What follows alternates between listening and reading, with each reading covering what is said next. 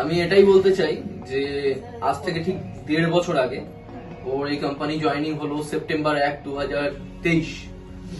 তো September, October, November, December, ওদিকে 4 মাস আর এদিকে 4 মাস, মানে 1 বছর 4 মাস প্রিয়তম দার এই অফিসে।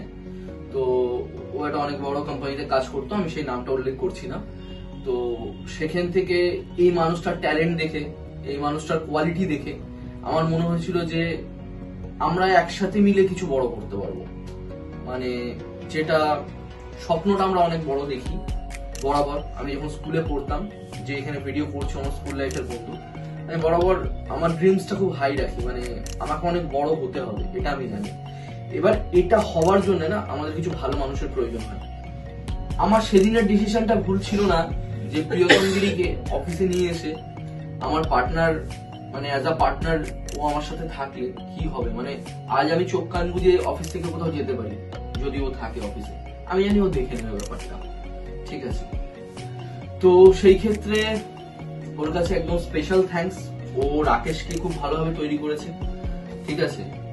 প্রত্যেককে, শুধু রাকেশকে না, অপর্ণাকে, নুপুর ম্যাডামকে, প্রত্যেককে ওই ট্রেনিং দিয়েছে।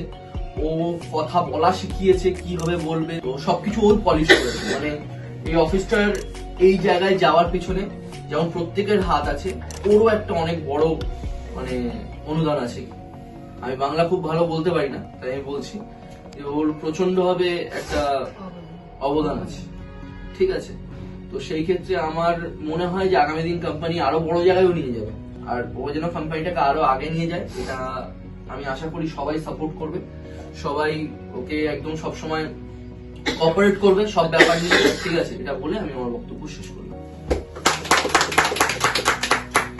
Thank you so much for the statement. আমার পার্টনার হচ্ছে প্রিন্স এত সময় বললো, আমি ওর বক্তব্য শুনে বেসিক্যালি হচ্ছে কি চুপ করেছিলাম, একটু ইমোশনাল হয়ে গেছে। কারণ যখন ফার্স্ট টাইম ওর সাথে দেখা হয়েছিল, আমি সেই কোম্পানির নাম করছি না, একটা পার্টিকুলার পারপাসে ওর সাথে দেখা হয়েছিল। ওকে আমি কিন্তু প্রথম থেকে চিনতাম।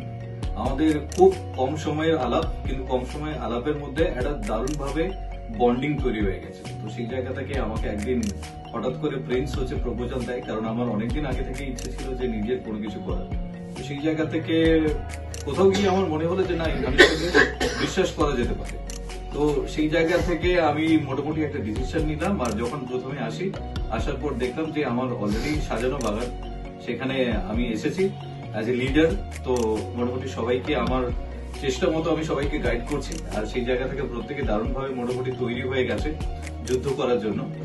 তো এটাই বলবো যে প্রিন্স সাথে আছে আর আমরা প্রত্যেকেই আছি। তো সেই জায়গা থেকে সবাই মিলে মোটামুটি জায়গাটাকে নতুন জায়গায় নিয়ে যাব। প্রিন্স এখন নতুন একটা উইংস নিয়ে হচ্ছে কি ব্যস্ত আছে।